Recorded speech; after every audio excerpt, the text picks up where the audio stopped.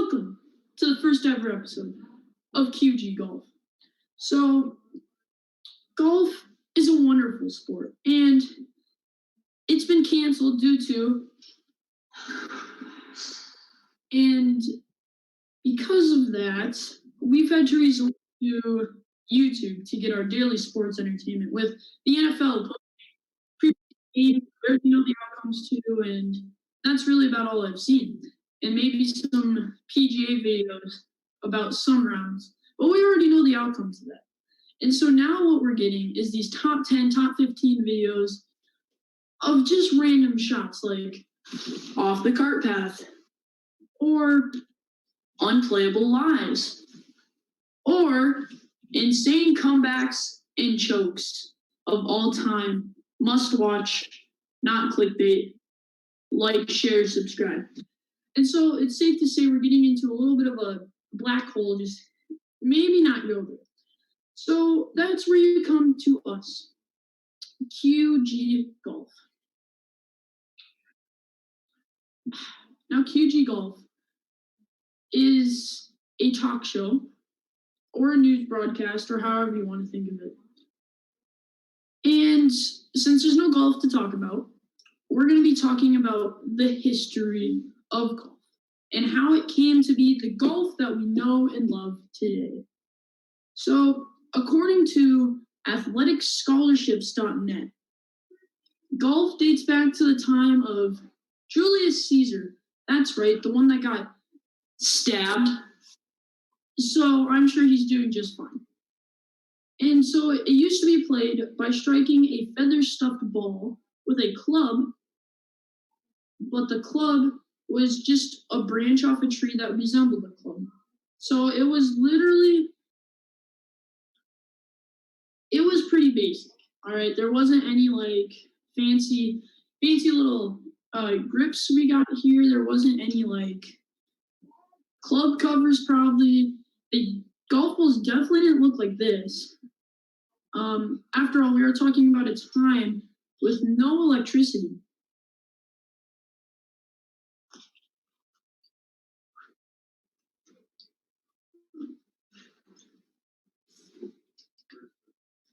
All right. Welcome to QG, where we're going to be talking about the history of golf, as mentioned in the previous clip. Mind you, I kind of forgot what I said because the previous clip was filmed before lunch and is now after supper. So, the history of golf, brought to you by Cody Brenneman, directed by Aiden Truesdale, filmed by Aiden Truesdale, scripted by There Is Really No Script, and information and facts brought to you by So let's get started, shall we? The history of golf. So golf is a sport that is loved throughout the entire world. History of anything can make people want to learn more about it. That subject, and in this case, it might get people to become more engaged in the sport of golf. Cody Brenneman, 2020. Origins. So golf's origins can be traced back to multiple times in history. It's a bit of a touchy subject, and us here at QG really couldn't figure it out, so we have multiple sources. The earliest origins started in 960. That's right, that's a 3-digit year. I bet your grandparents were alive then. Or 1279, so during the Song Dynasty in China. And if you look, I don't know if the presentation is going to be here or here. We're going to say it here. You can see Taizu, Emperor of the Song Dynasty. I don't know if that's how you pronounce his name. I didn't check that. But the early origins of modern golf, so kind of golf as you know it today, dates back to 1457 in Scotland. That's right, the place with bagpipes and kilts. They played golf, and still a very popular home to golf to this day. And one of the first golf clubs, not the ones you swing, the ones you play at, we'll get into it more later, is the Honourable Company of Edinburgh's Golfers. So that's believed to be the oldest and kind of first organized group of golfers in terms of golf clubs, but we'll get into that later. So, golf balls. One of the most important parts of golf is the golf ball. You can't play golf without the golf ball, otherwise, it's not really golf. So, before the 17th century, golf balls were made of wood. And then once the 17th century was kind of waning and nearing its end, feather balls were created and thought of as a advancement to the previous golf ball. You can see the picture again somewhere wherever the slideshow is. These balls were made by compressing boiled feathers into a cover of stitched leather. Now let me tell you something. That does not seem like a good golf ball. The size, probably inconsistent. The weight, probably non-existent because it's feathers. It just really, honestly, I'd rather get a ball of hickory than a feather and leather ball, which also, by the way, would run you about $14 per golf ball. And if you're like the average golfer, or pretty much anybody, you will lose that eventually. I have never had a golf ball that I've had my entire life. You either lose it on the course, you lose it in your bag, or you just lose it, okay? Like it disappears. Okay. And so that's gonna run up your bank account. It's gonna be expensive. So where was I? In the mid 1840s, golf balls started to become made of boiling strips, my bad, of gutta percha, which is a South American island tree. And as you can see, now we're finally getting into a white golf ball. I don't know if it's been painted or if that's actually the color of the wood. But as you can see there, that's kind of what the golf ball starts to look like. And in the early 20th century, the rubber ball was invented, which was a tension-wound rubber thread around a solid rubber core. Now that sounds like a lot of rubber. And so nowadays, golfers can choose between a two-piece or a three-piece ball. And I don't know if I have any two-piece balls with me, but this Pro V I have here is a three-piece ball. So pretty much what that is, I'm pretty sure it's a rubber, like kind of a rubber core, and then it has like a little bit of other stuff around the rubber core, and then you get to the plastic outer shell that is very important when designing a golf ball. So, like a lot of things in golf, it has improved greatly, and it is continuing to improve to this day. Now moving on to golf clubs. These are the ones you swing. First, clubs were just sticks taken off trees pretty much. They're like branches. So as you can see in the photo on the slideshow, which I don't know if I'm going to put it here or here, but we're going to say it's up here. As you can see, it's pretty much just a branch. I mean, there's some stuff that they did to it, but these were some royal people. I looked up this painting. I'm pretty sure it was some fancy schmancy English people. They were like, "Oh, I got my club. I'm ready to go with me mates." And I don't know what that was, but these were very high-end clubs at the time, and I'm sure most people would have been so grateful to play with these clubs. And in the early 1900s, it was discovered that grooves could help with the distance and spin on a ball. So let me show you here. All right. So as you can see on these clubs, we have nice little grooves. The grooves help with gripping the ball a lot. So imagine if this was smooth. If you hit the ball, it would just slide off. I mean, you could still actually hit it, but for the most part, you wouldn't be able to control and manipulate the ball as well, and so with the modern era, clubs are becoming more aerodynamic. So as you can see in the picture of the older some sort of wood and irons, you can see that the grooves are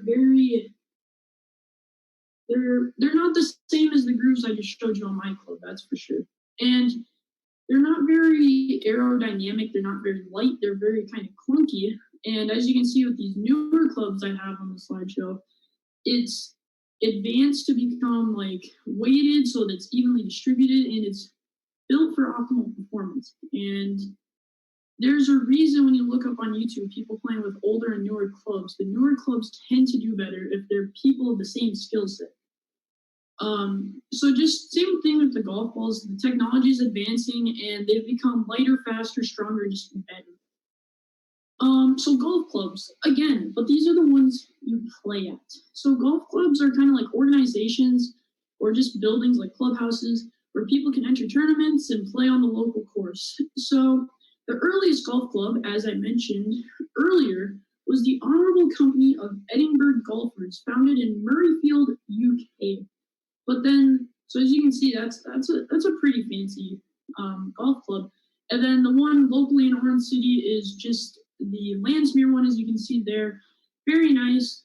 It depends where you go, but really, golf clubs, they're kind of like they're like your home almost. If you're a big golfer, it's like this is where I was from. It's like this is kind of where you started. So golf clubs have become a huge thing in modern golf. Course design. So a good golf course is designed to challenge a golfer. I'm so sorry. A good golf course is designed to challenge a golfer and keep the game enjoyable at the same time.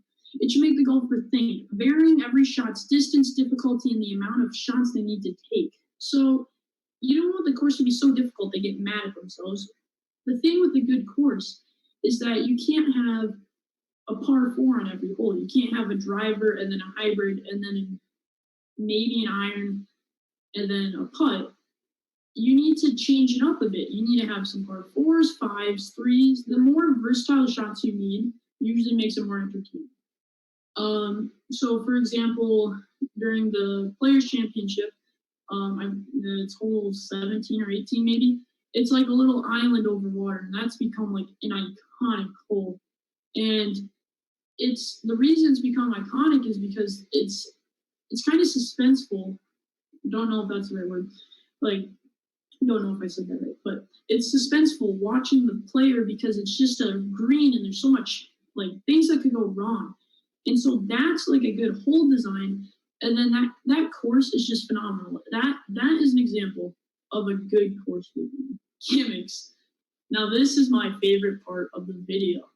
We're gonna be watching gimmicks. All right.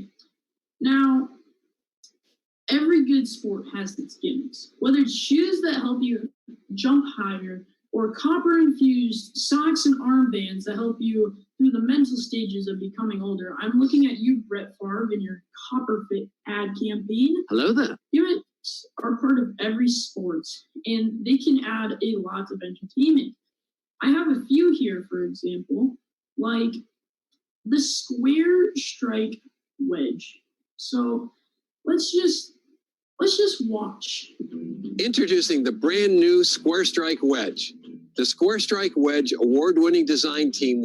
Award-winning design team. What award did they win? Let's continue. Wanted to engineer a club that makes frustrating chip and pitch shots as easy to master as a gimme putt. So this is where they get you. You're like, oh, by the way, it's easy. That's how they get you. They're like, this is a guarantee. This is like blindfold that you can make it. And it's that false sense of security, like, oh, I can't make these shots. A lot of people do miss these shots and it costs them strokes. I know from personal experience.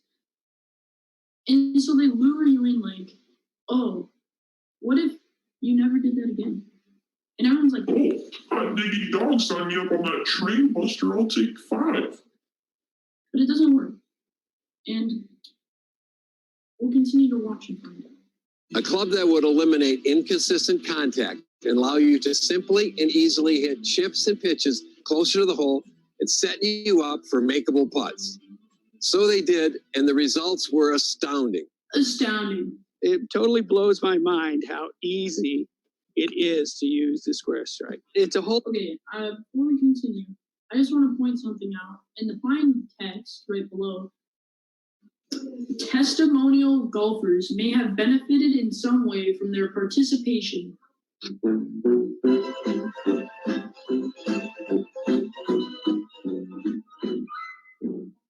Another gimmick that I think is the best gimmick in all of golf is the Hammer X driver. All other drivers are now obsolete. Do you know how bold of a statement that is? Now available, the Hammer X at Heartland America. Come on, the Hammer X is real golf technology, not another gimmick, core-rated, metal-changing, compass, blah, blah, blah technology. Also, I think he said core technology. Just remember that.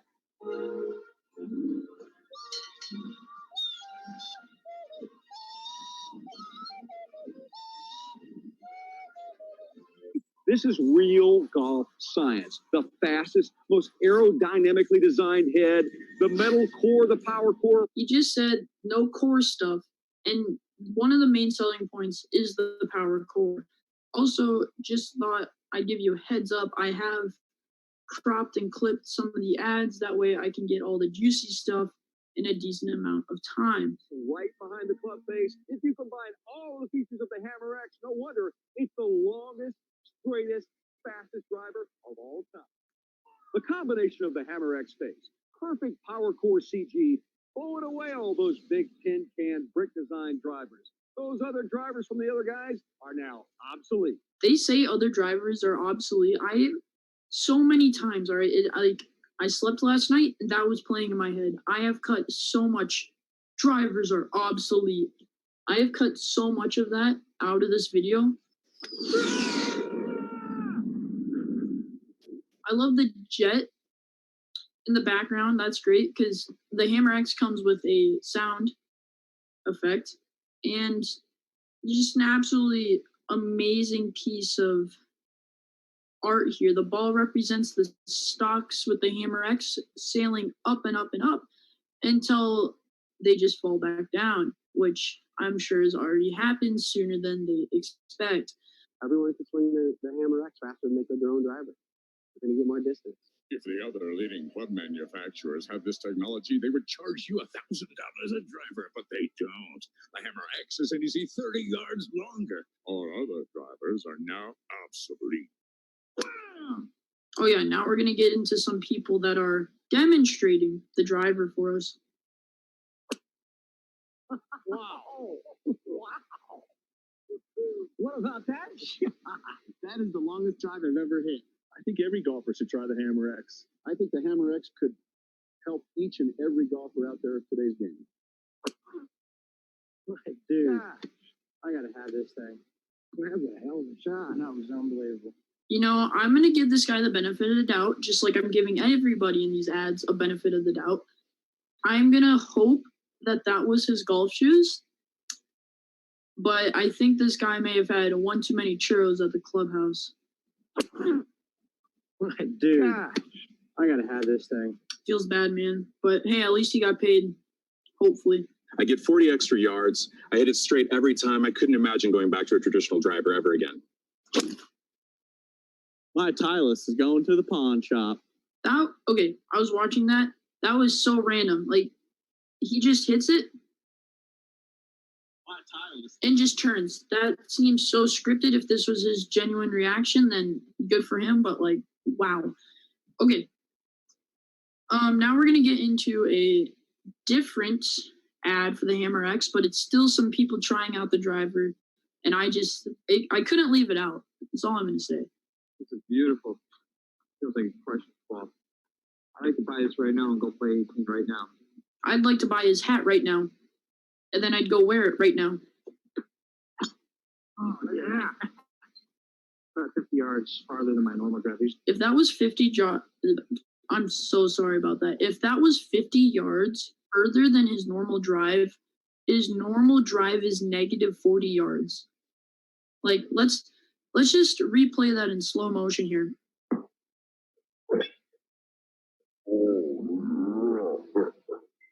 And you see the ball veer off the left. It's like, okay, well, maybe it could go. And then you see it curve down and bounce on the ground. That thing went like 10 yards, okay? This is pretty much what tells me that this is a gimmick. Otherwise, I would have completely believed Jack the Hammer Ham X.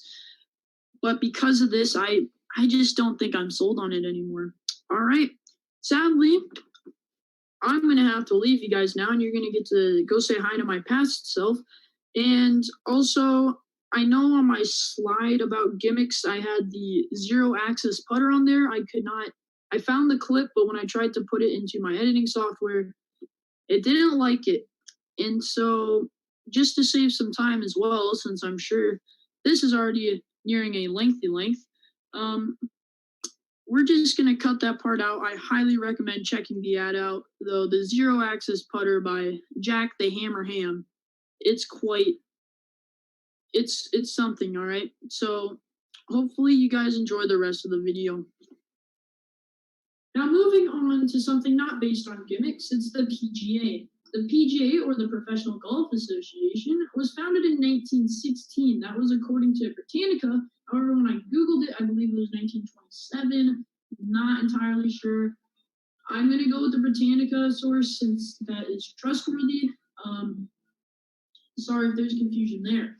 It was founded by Rodman Wanamaker to promote interest in the game by elevating the game and overall improve its players and the game, and to make money, let's be honest. But moving on. We've been through a lot today in these hours, minutes, I don't know how long this is. And we've gone from the Song Dynasty to Scotland itself, and now we're all the way back here to present day. Golf is a game enjoyed by all generations, whether you're 5 or you're 55. It continues to grow and advance as a game, just as Rodman Wanamaker wanted. I'm sure he is satisfied with the PGA, given its income. I haven't actually checked, but it's a professional sport. I'm sure it makes that cash. So golf is still an outlet and a bonding experience for people of all ages, and it's just a great sport. If you haven't gotten into it, I recommend getting into it. Just because you don't like to watch it, I know some people are gonna be like, it's boring. Just because it's boring to watch doesn't mean it's boring to play, all right? And thank you to all our loyal sources that provided us information.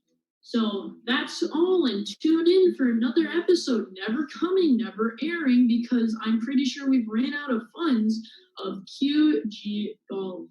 Stay safe, everybody. Go Dutch.